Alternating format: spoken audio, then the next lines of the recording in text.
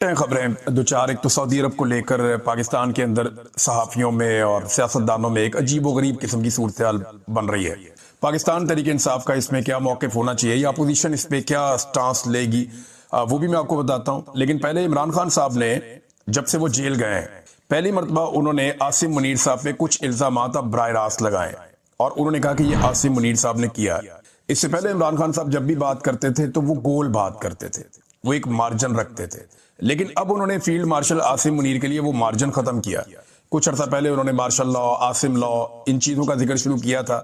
اب چار چیزیں انہوں نے بڑی کیٹیگوریکلی کہی ہیں عمران خان صاحب نے اور ڈائریکٹ الزام لگایا کہ یہ عاصم منیر صاحب نے کیا۔ نمبر ایک، انہوں نے یہ کہا کہ جی ان کو 10 سالہ اقتدار کی خواہش ہے اور اس کے لیے مثال دی کہ جیسے یہ خواہش تھی یحییٰ خان کو، ویسے ہی عاصم منیر صاحب کو بھی ہے۔ ایک تو عمران خان صاحب نے یہ بات ڈائریکٹلی کہی۔ دوسرا، انہوں نے کہا کہ جو 9 مئی ہے اس کا انہوں نے پورا الزام عاصم منیر صاحب پہ ڈالا، جیسے اسٹیبلشمنٹ یہ الزام عمران خان صاحب پہ ڈالتی ہے، ایسے ہی عمران خان صاحب نے کیٹیگوریکلی کہا کہ جی عاصم منیر از ریسپانسیبل فار دس، اور عاصم منیر صاحب نے یہ خود کروایا اور یہ پاکستان تحریک انصاف کو کرش کرنے کے لیے کروایا۔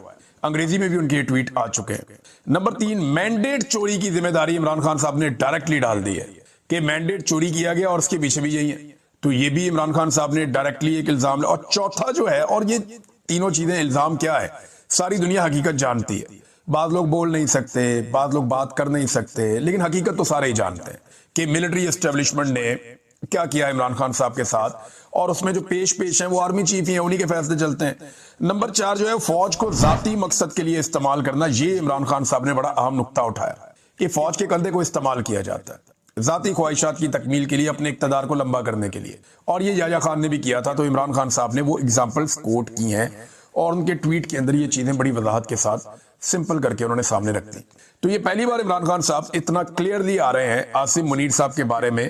تو کیا عمران خان صاحب جیل سے ایک فائنل راؤنڈ شروع کر چکے ہیں؟ نہ صرف عاصم منیر کو واضح پیغام دیا عمران خان صاحب نے، بلکہ چیف جسٹس پاکستان جسٹس یحییٰ آفریدی کے لیے بھی ایک لیٹر لکھا، جو عمران خان صاحب کی بہن علیمہ خان لے کر نکلی، اور انہوں نے کوشش کی سپریم کورٹ میں کہ وہ چیف جسٹس کے چیمبر میں جائیں اور جا کر وہ لیٹر چیف جسٹس کے حوالے کریں، لیکن وہاں انتظامیہ نے روک دیا۔ انہوں نے کہا جی آپ نہیں جا سکتے، جب تک کہ رجسٹرار آفس سے اجازت نہیں ملتی آپ نہیں جا سکتے۔ انہوں نے کہا جی عمران خان صاحب کا خط ہے، لطیف کوزہ صاحب نے کہا جی ایک سائلہ ہے، سائل ہے، تو وہ اگر چیف جسٹس کے بعد جانا چاہیں تو اب جانے دیں، وہ خط دینا انہوں نے، تو اس پہ انہیں روک دیا گیا۔ لیکن خط میں آپ کو بتا دیتا ہوں، یہ اس کا اردو ٹرانسلیشن ہے جو یحییٰ آفریدی صاحب کو عمران خان صاحب نے خط لکھا۔ خط یہ ہے، میں آپ کو صرف 31 کلومیٹر کے فاصلے سے لکھ رہا ہوں، مگر سپریم کورٹ کے دروازے میرے اور میری اہلیہ کے لیے بند ہیں۔ 772 دنوں سے زائد ایک 9/11 کے پنجرے نما سیل میں زبردستی کی خاموشی، تنہائی اور دنیا سے کٹاؤ کے قید خانے میں مسلسل تنہائی کی قید کا سامنا کر رہا ہوں۔ میرے خلاف 300 سے زائد بے سروپا، جھوٹے اور سیاسی بنیادوں پر قائم کیے گئے مقدمات کھولے گئے ہیں۔ پاکستان نے کبھی ایسا ظلم نہیں دیکھا جو مجھ پر، میرے خاندان اور دنیا بھر میں میرے حامیوں پر ڈھایا جا رہا ہے۔ مجھے اخبارات اور کتابوں تک کی رسائی سے محروم رکھا گیا ہے۔ وکلا اور اہل خانہ سے ملاقاتیں ایک شخص جنرل عاصم منیر کی خواہشات اور مرضی کے مطابق کبھی کرائی جاتی ہیں اور کبھی منسوخ کر دی جاتی ہیں۔ میرے بیٹوں کو اپنے والد سے فون پر بات کرنے کے بنیادی حق سے بھی محروم کر دیا گیا ہے۔ سیاسی کارکنوں کو مجھ سے ملنے کی اجازت بالکل نہیں ہے۔ یہ قید کبھی بھی قانونی نہیں رہی، بلکہ یہ سوچے سمجھے منصوبے کے تحت ڈالی گئی نفسیاتی اذیت ہے تاکہ میری ہمت توڑی جا سکے اور میرے ذریعے 25 کروڑ پاکستانیوں کے حوصلے کو کچلا جا سکے۔ یہ آئین، قانون کی حکمرانی اور میرے پیارے وطن پاکستان کے جمہوری مستقبل پر ایک مستقل حملہ ہے۔ میری اہلیہ بشرا بی بی ایک کرنل کے حکم پر غیر انسانی اور توہین آمیز سلوک کا شکار ہے، وہ بھی تنہائی کی قید میں۔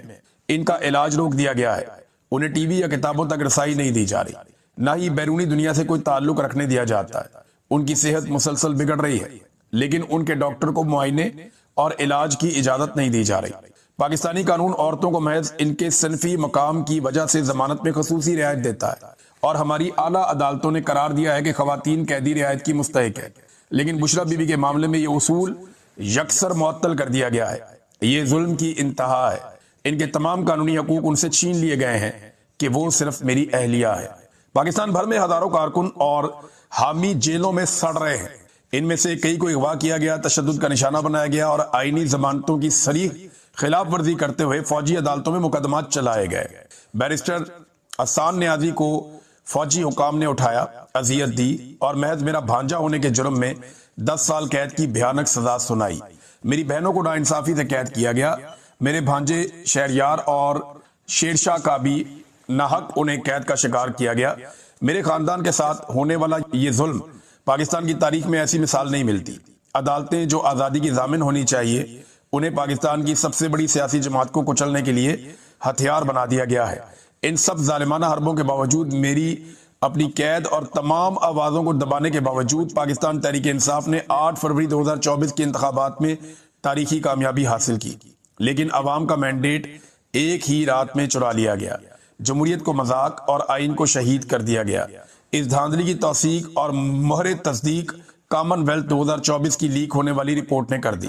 نام نہاد 26ویں آئینی ترمیم کو اس انتخابی ڈکیتی کو قانونی جواز دینے کے لیے استعمال کیا گیا، جبکہ اس کے خلاف دائر درخواستیں آج بھی آپ کی عدالت میں التوا کا شکار ہے۔ اب 26ویں آئینی ترمیم کے بینیفیشری ہیں یہ چیف جسٹس، اور عمران خان صاحب اسی چیف جسٹس کو 26ویں آئینی ترمیم کے بارے میں لکھ رہے ہیں۔ دیکھیں نا کیسی پاکستان کی بدقسمتی ہے کہ جو 26ویں آئینی ترمیم کا بینیفیشری ہے وہ کیسے 26ویں آئینی ترمیم کے خلاف درخواست لگنے دے گا۔ پورا نظام جکڑ کے اسٹیبلشمنٹ نے ارغوال بنا لیا ہے، لیکن عمران خان صاحب پھر بھی یہ دروازہ کٹکھٹا رہے ہیں، اس دیوار کے ساتھ سر مار رہے ہیں کہ میں یہاں سے انصاف حاصل کروں گا۔ اسلام آباد ہائی کورٹ کے مشکوک رویے کے تحت اس کے چیف جسٹس سرفراز ڈوگر نے جان بوجھ کر میرے القادر ٹرسٹ اور توشہ خانہ ریویژن مقدمات کو سماعت کے لیے مقرر نہیں کیا۔ بہرحال اب یہ خط عمران خان صاحب نے لکھا ہے تو خبر آئی ہے کہ 25 سپتمبر کو توشہ خانہ والا بعد میں ہوگا، لیکن کیونکہ اس کی وہ چاہتے ہیں عمران خان صاحب کے وہ کیس لگے اور نیچے سے وہ ان کو انصاف ملے، لیکن جو القادر یونیورسٹی والا کیس ہے وہاں تو وہ سزا کی معطلی چاہتے ہیں۔ القادر یونیورسٹی والے کیس میں ان کو ضمانت مل سکتی ہے، اگر انہیں ضمانت مل گئی تو عمران خان صاحب فوری طور پہ رہا ہو سکتے ہیں۔ لیکن دیکھیں طریقہ واردات کیا ہے کہ القادر والا کیس تب سنا جائے گا جب توشہ خانہ 2 کے اندر سزا ہو جائے گی۔ جب توشہ خانہ 2 میں سزا ہو جائے گی پھر القادر کیس سنا جائے گا۔ اب عمران خان صاحب کے بعد 2 آپشن ہے، یا تو القادر کیس میں ان کی فوری طور پہ ضمانت ہو اور وہ باہر آ جائیں، اور توشہ خانہ 2 میں جب ان کو سزا ہو تو وہ پھر عدالت سے رجوع کر لیں، یا دوسرا کیس ان کے پاس ایک آپشن یہ ہے کہ وہ توشہ خانہ 2 کے اندر سماعت کو رکوا دیں کہ جناب یہ سماعت آپ روکیں، یہ کیس ٹھیک نہیں سنا جا رہا، تو وہ سماعت کو رکوا کے اس کے بعد اپنی بیل حاصل کریں اور پھر باہر آ جائیں القادر والے کیس میں۔ لیکن اسٹیبلشمنٹ نہیں چاہتی کہ عمران خان صاحب باہر آئے، اور اس وقت جنرل عاصم منیر اور عمران خان کے بیچ میں ایک لڑائی چل رہی ہے۔ کوئی مانے یا نہ مانے یہ لڑائی ایکچولی اسٹیبلشمنٹ اور عمران خان کے بیچ میں، اب ان میں سے جو جیتے گا وہی آگے بڑھے گا۔ عوام عمران خان کے ساتھ کھڑی ہے، جبکہ اسٹیبلشمنٹ نے اپنی ہوشیاری سے دنیا میں کچھ طاقتوں کو قابو کر لیا ہے، پاکستان میں پورے نظام کو انہوں نے یرغمال بنایا ہوا ہے۔ بھارت اور طاقت کا استعمال وہ اندھا دھند کر رہے ہیں، یہ بھی ہم سب جانتے ہیں۔ تو عمران خان صاحب نے کہا کہ جسٹس سرفراز ڈوگر نے جان بوجھ کر میرے القادر ٹرسٹ اور توشہ خانہ ریویژن مقدمات کو سماعت کے لیے مقرر نہیں کیا، انہوں نے مکمل طور پر غیر جانبداری ترک کر دی ہے اور اسلام آباد ہائی کورٹ کو میرے اور میرے ساتھیوں کے خلاف اس ظالمانہ مہم کا اعلی کار بنا دیا ہے۔ میں انہیں یاد دہانی کراتا ہوں کہ وہ اپنے حلف کو پورا کریں، نہ کہ فضول پالیسی وجوہات کے پیچھے چھپیں۔ میں اپیل کرتا ہوں کہ یہ عام درخواستیں فوراً مقرر کی جائیں۔ ایک تو انہوں نے لکھا جی CLAP 65/2025 القادر اپیل، دوسرا انہوں نے القادر اپیل بشرا بی بی کی، القادر اپیل عمران خان کی، اور کرمنل ریویژن ہے عمران خان بنام ریاست ایک اور کیس ہے 25/10، پھر ایک اور ہے 11/25، یہ CLAP یہ ریویژن ہے، اور یہ بشرا بی بی بنام سرکار ریاست۔ یہ عمران خان صاحب کہتے ہیں یہ 4 کیس انہوں نے باقاعدہ انگریزی میں لکھ کر بھی بھیجا اپنے لیٹر میں کہ ان کو جناب فوری طور پہ سنا جائے۔ جب قانون کی حکمرانی دفن ہو جاتی ہے تو قومیں بیرونی دشمنوں سے نہیں بلکہ اندرونی زوال سے برباد ہوتی ہیں۔ اس عدالت کا حالیہ فیصلہ ذوالفقار علی بھٹو کے ریفرنس میں ایک المناک یاد دہانی ہے۔ بھٹو کو 4 اپریل 1979 کو راولپنڈی کی جیل میں پھانسی دی گئی، جبکہ سپریم کورٹ نے 2024 میں قرار دیا کہ انہیں منصفانہ ٹرائل اور بنیادی قانونی عمل نہیں ملا تھا۔ اصل انصاف وہ ہے جو بر وقت ملے، نہ کہ 44 سال کے بعد بطور ایک لا حاصل عدالتی فیصلہ۔ میں پاکستان کی سب سے بڑی سیاسی جماعت کا سرپرست اعلیٰ ہونے کے ناطے آئین کے مطابق صرف وہی چاہتا ہوں جو میرا حق ہے، انصاف، عزت اور قانون کے سامنے مساوات۔ لہذا میں فوری طور پر تمام عدالتوں میں زیر التوا درخواستوں کی سماعت کا مطالبہ کرتا ہوں۔ مجھے جیل مینول کے مطابق اپنے بیٹوں سے فون پر بات کرنے کی اجازت دی جائے، بشرا بی بی کے علاج کے لیے ان کے ڈاکٹر تک رسائی دی جائے، اور بالآخر پاکستان کی عدلیہ کی آزادی بحال کی جائے۔ آپ کے فیصلوں کی جرات مندی اس قوم کی تقدیر کی کتاب میں لکھی جائے گی۔ آج پاکستان ایک فیصلہ کن موڑ پر کھڑا ہے. میں آپ سے اپیل کرتا ہوں کہ آپ اپنے حلف کی پاسداری کریں اور قوم کو دکھا دیں کہ سپریم کورٹ آف پاکستان ان کے لیے انصاف کا آخری سہارا ہے. یہ جی عمران خان صاحب کا لیٹر ہے چیف جسٹس آف پاکستان کو، میں نے آپ کو پڑھ کے سنا دیا. اب آپ گھٹیا پن دیکھیں اس وقت ریاست کے اندر جو ایجنسیاں اور ادارے کام کر رہے ہیں، آپ گھٹیا پن کی انتہا دیکھیں کہ انہوں نے عدت جیسا بے شرمی والا کیس چلایا. پورے ملک میں پاکستان کی ایجنسیوں پہ تھو تھو ہوئی کہ یار عدت والا کیس تم نے چلایا. کوئی ایک مولوی چند علماء اکرام کو چھوڑ کے جو سرکاری ملا ہیں، جن کے بڑے بڑے نام ہیں، جو بڑے بڑے بینیفٹس لیتے ہیں، طاہر اشرفی ہو گیا، مفتی منیب ہو گیا اور بہت سارے مولوی ہیں، اب تو ان کی عزت کرنے کو بھی دل نہیں کرتا کہ یہ عدت والے کیس میں انہوں نے ایک جملہ نہیں بولا. وہاں ان کی زبان نہیں کھلی، وہاں یہ ڈرتے رہے اسٹیبلشمنٹ سے کہ اسٹیبلشمنٹ نے ایک گند مارا ہے لہذا ہم اس کے اوپر نہیں بولتے. ایک اسلامی معاملہ تھا. اور اب کیا کیا جا رہا ہے کہ ایک سائل پیدا کیا گیا. ایک بندہ ہے، اس کو میدان میں وہ آتا ہے اچانک سے، نام اس کا شاہد یعقوب، کوئی اسے نہیں جانتا ہے، عمران خان کا نہ یہ رشتہ دار ہے، نہ بشرا بی بی کا رشتہ دار، نہ کوئی جان پہچان. اس نے جا کے اسلام آباد ہائی کورٹ میں درخواست دے دی ہے کہ جناب جو میاں بیوی ہیں نا ان کو تنہائی میں اجازت دی جائے ازدواجی تعلقات قائم کریں. کیسا بے شرم ہے یار، یعنی کیسی بے شرمی اور ڈھٹائی ہے کہ یہ نظام باز ہی نہیں آ رہا گند مارنے سے. بھئی عمران خان نے کبھی تمہیں ماں بہن کی گالیاں دی ہیں؟ وہ کبھی تمہاری بیویوں اور تمہاری بیٹیوں تک آیا ہے؟ یا کبھی اس نے تمہارے ساتھ کوئی ایسی گندی اور غلیظ حرکت کی ہے؟ یار حد ہو گئی یار، آپ کسی جگہ آپ کی بریکیں نہیں لگ رہی. یہ عدالت میں کوئی درخواست دلوانے والی ہے؟ یعنی یہ تو بینظیر بھٹو صاحبہ کے پاس جو ان کی ایک بیٹی پیدا ہوئی چھوٹی والی، کچھ لوگ یہ کہتے ہیں کہ وہ تب زرداری صاحب جیل میں تھے. یار کیا ہو گیا؟ کبھی آج تک کسی سیاستدان نے یہ گھٹیا حرکت کی ہے یا اس کے اوپر بات کی ہو؟ یہ سب کو پتہ ہے یار، انصاف ہونا چاہیے. یہ کیچڑ اچھالنا بند کریں، لوگوں کو نیچا دکھانا ان کو، یہ بہت گھٹیا اور غلیظ حرکت ہے. اللہ تعالیٰ نا دشمن دے تو دے، کوئی بات نہیں، لیکن ظرف والا دے. آپ سب اللہ سے دعا کیا کریں کہ اللہ تعالیٰ اگر آپ کو دشمن دینا تو ظرف والا دے. آپ کو اگر پاکستان کی ایجنسیوں سے جو سیاست میں مداخلت کرتی ہیں ان کے ساتھ آپ کی دشمنی ہو گئی ہے نا، تو وہ کسی بھی لیول تک جائیں گے، گھٹیا پن کے آخری لیول تک جائیں گے. ججوں کے کمروں کے اندر کیمرے لگ گئے، وہ بیچارہ رو رو کے کہہ رہا تھا آدم سواتی، اس کے کمرے میں کیمرے لگ گئے. لوگوں کو پکڑ کے ننگا کیا، اس کو کیا نام ہے، جمیل فاروقی کو بیچارے کو، آدم سواتی کو، بزرگ آدمی ہے، شہباز گل کو ننگا کر کے مارتے رہے. یار یہ انہیں شرم بھی نہیں آتی؟ کتنا اور گرنا ہے پاکستانی قوم کی نظر میں. اور میرے پاس 2 لڑکیاں لے کر آ گیا ISI کا آفیسر، مجھے کہتا ہے جی ان کے ساتھ تیری ویڈیو ہم بنا کے اپنے پاس رکھ لیں گے، پھر تجھے تیرے گھر بھیج دیں گے. اور میں نے کہا میں لعنت بھیجتا ہوں، مجھے یہاں گولی مار دو تم. یہ اس لیول تک گر جاتا ہے نظام. اب یہ گھٹیا حرکت کی ہے، کروائی گئی ہے. اب اس کا کیا تعلق ہے عمران خان سے؟ بہت ہی افسوسناک ہے. اور بعض اوقات تو یقین نہیں آتا کہ یہ نظام اس لیول تک نیچے گر جائے گا. وہ عمران خان ایک سیاسی بات کر رہا ہے، سیاستدان ہے، وہ کھل کر بات کر رہا ہے. اس کا مطلب یہ تو نہیں ہے کہ آپ اس کی نجی زندگی کے اوپر کیچڑ اچھالیں گے. کیا عورت آپ کو صرف وہی لگتی ہے جس کے ساتھ آپ کا سیاسی مفاد ہو، یا جو آپ کے گھر میں رہتی ہو، یا آپ کی بیوی، آپ کی بیٹی، آپ کی فیملی؟ ان کے لیے تو عزت بہت ہے، آپ کی باقیوں کے لیے نہیں ہے. کیوں تضحیق کر رہے ہیں؟ 70 سال سے زیادہ عمران خان صاحب کی عمر ہے، بزرگ ان کی بیوی ہے، وہ بیچارے جیل کاٹ رہے ہیں سخت ترین. ان کو وضو کا صاف پانی دینے کے لیے کوئی درخواست نہیں آئی، ان کی قید تنہائی ختم کرنے کے لیے کوئی درخواست نہیں آئی، انہیں کتابیں دینے کے لیے کوئی درخواست نہیں آئی، انہیں صحیح کھانا دینے کے لیے، ان کے بچوں سے ملاقات کروانے کے لیے کوئی درخواست نہیں آئی. یہ گھٹیا درخواست آئی تاکہ ان کو ڈاؤن کیا جائے، ان کے اوپر کیچڑ اچھالا جائے، گند اچھالا جائے. تو جیسا کوئی ہوتا ہے وہ ویسا ہی کرتا ہے. اب اس کے اندر ناظرین آ جائیں ذرا سعودی عرب والے معاملے پہ. محمد بن سلمان صاحب جو ہے نا، یہ ان کے ساتھ معاہدہ ہوا، شہباز شریف صاحب گئے، بڑا پروٹوکول وغیرہ ملا. اب رولا یہ پڑا ہوا ہے کہ پاکستان میں کچھ لوگ اس کے بارے میں بات کر رہے ہیں کہ یہ سعودی عرب کا اور جو پاکستان کا ایک دفاعی معاہدہ ہوا ہے، اس کے بارے میں کوئی بھی ایک سوال نہ پوچھا جائے، کوئی بھی منفی بات نہ کی جائے. مزے کی بات یہ ہے کہ جتنے جرنلسٹ، دانشور، یہ دانشور نہیں ہے، دانشوار ہے، یہ جتنے بھی دانشور ہیں نا، یہ PMLN کے یا پیپلز پارٹی سے جن کے بڑے اچھے تعلقات ہیں، یہ سارے دانشور ماضی میں جب محمد بن سلمان نے پاکستان کا دورہ کیا تو اس وقت ان ساروں نے جمال خشوگی، ایک جرنلسٹ ہیں، ان کا قتل ہوا تھا ترکی کے اندر، اور ان کا قتل ہوا، دنیا میں بڑی یہ آواز اٹھی تھی. اس وقت امریکہ میں ڈونلڈ ٹرمپ کی حکومت نہیں تھی، پاکستان میں عمران خان کی حکومت تھی. تو جمال خشوگی کا قتل کے بعد پوری دنیا میں بڑا رولا پڑ گیا، تو محمد بن سلمان بہت دباؤ میں تھے.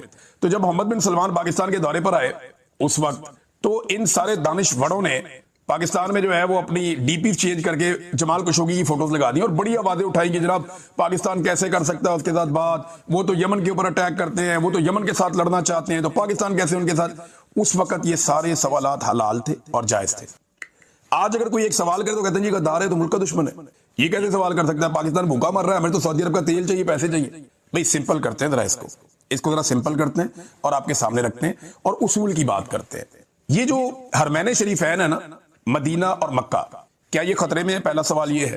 اور اگر یہ خطرے میں ہے تو کس سے خطرے میں ہے؟ دوسرا سوال یہ ہے کیا ان کے اوپر خدا نہ خواستہ کوئی حملہ ہونے والا ہے تو پوری دنیا کے مسلمانوں کی یہ ذمہ داری ہے اور ان پہ حملہ مسلمان نہیں ہونے دیں گے.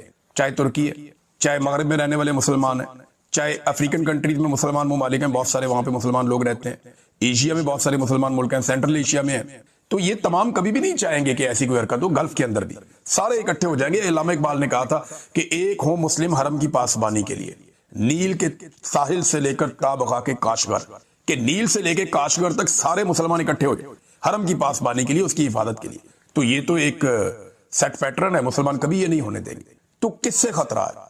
کیا اسرائیل سے خطرہ ہے؟ کیا مسلمان ممالک مل کر اسرائیل کو جواب دینے والے ہیں؟ تو میری انڈرسٹینڈنگ کے مطابق نہیں. کیا سعودی عرب کو اسرائیل سے بچانا ہے یا یمن سے لڑنا ہے؟ یہ دو سوالات ہیں. دیکھیں 2015 میں جب سعودی عرب نے پاکستان سے رابطہ کیا، وہ پاکستان بہت قریب پہنچ گیا تھا ان معاملات کے. اسٹیبلشمنٹ اس وقت بھی چاہتی تھی کہ سعودی عرب کے ساتھ ایک دفاعی معاہدہ کیا جائے اور پاکستان یمن کے خلاف سعودی عرب کے ساتھ کھڑا ہو جائے. تو اس وقت پارلیمنٹ نے اس کو منع کر دیا تھا.